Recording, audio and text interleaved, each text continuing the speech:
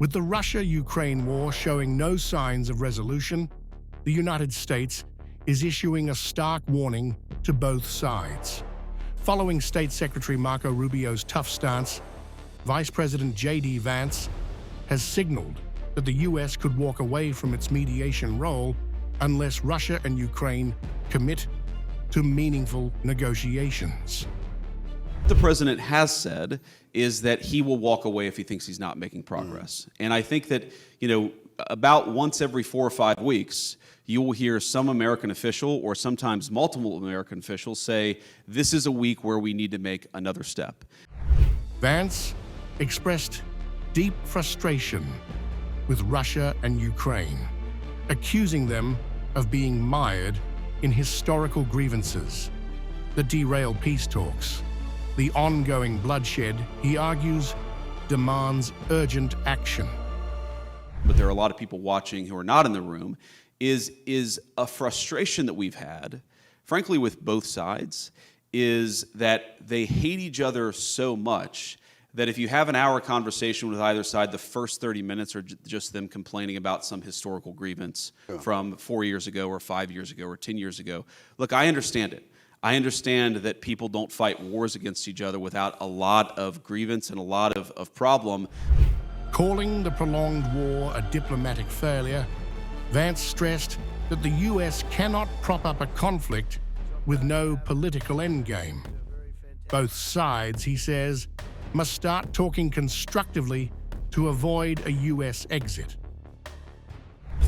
And our view is it's absurd that you've had this war go on for so long, and the two sides aren't even talking constructively about what would be necessary for them to end the conflict. And I think that, one of the things that President Trump has always been very good at. Vance defended Trump's pragmatic approach, which involves pressing both sides to articulate realistic terms for peace. While condemning Russia's invasion, he insists that understanding each party's perspective is essential to breaking the deadlock. In other words, you don't have to agree with the Russian justification for the war, and certainly both the president and I have criticized the full-scale invasion, but you have to try to understand where the other side is coming from to end the conflict. And I think that's what President Trump has been very deliberate about, is actually forcing the Russians to say, here is what we would like in order to end the conflict. Negotiations remain at an impasse. Russia's demands are seen as excessive by the U.S., while Ukraine, defending its sovereignty, refuses to budge.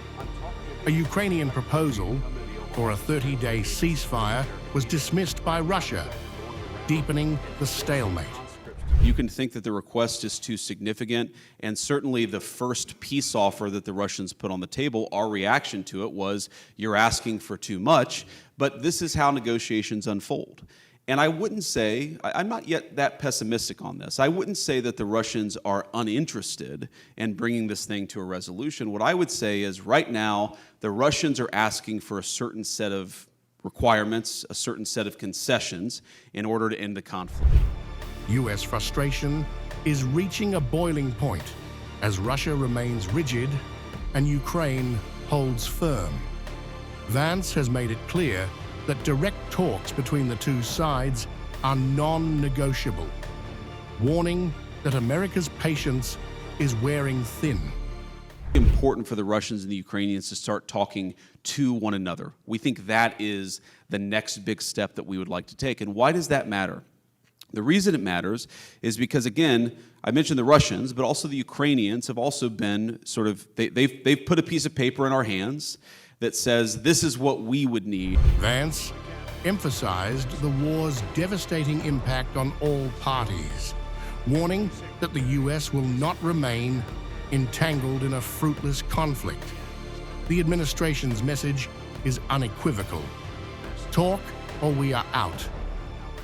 I'll say, just to echo something that President Trump has said many times, but I think it bears repeating, is our strong view is that the continuation of this conflict is bad for us, it's bad for Europe, it's bad for Russia, and it's bad for Ukraine. We think that if cool heads prevail here, we can bring this thing to a durable peace.